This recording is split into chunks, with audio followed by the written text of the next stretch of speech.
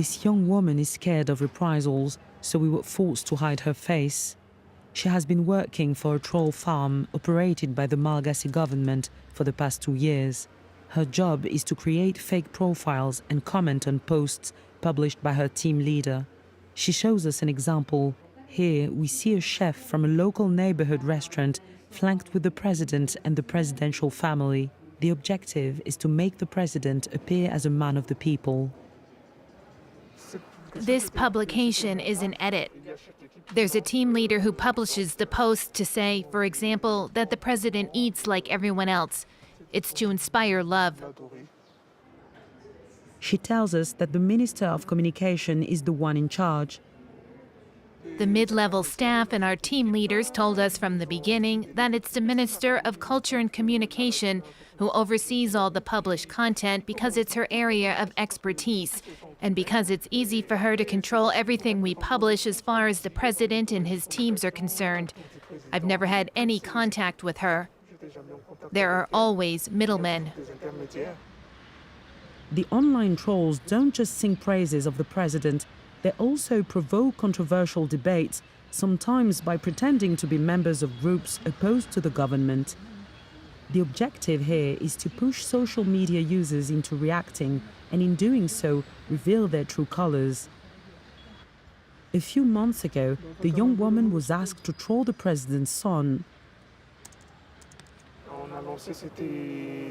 We threw the idea out there that he was a drug addict or something like that. I don't think that came from the president because he wouldn't attack his own son. We don't really know the truth, but they told us to do it. And sometimes, especially when we attack families, it is a bit disappointing. The minister has furiously denied all involvement. I totally refute all these accusations, and at the same time, I would like to outline that we have followers who back us online completely for free, in a totally partisan way. In other words, they totally support the party and the current regime. We don't have a strategy of paying for fake accounts. But the more we dig, the more people start coming forward. Anise Rarivumanana runs an association, the Unemployed Youth of Madagascar. Its 17,000 members supported President Radziwiłł during his election campaign.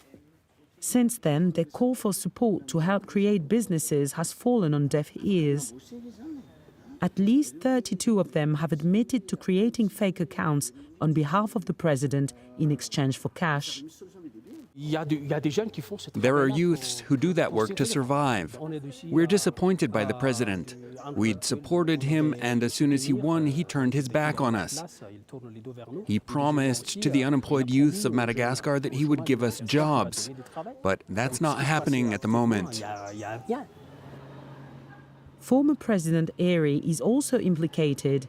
We met with a former troll. She was provided with SIM cards, computers and internet bundles, working full-time for the president in a troll factory, earning €130 per month. There were times when the Minister of Culture himself gave us orders like, speak about this subject. If the opposition's fake account spoke about the First Lady, she would call us to say, you must reply to that, because I'm personally affected. In response to this growing trend, Malagasy politicians are focusing much more of their attention on Facebook. MP Roland Ratsiraka allowed us into his office, where a team of young party supporters manage his social media communications.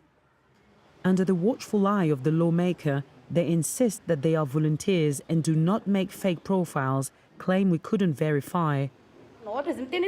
If they say, for example, your MP doesn't care about anything, I reply, no, you're wrong, he takes action.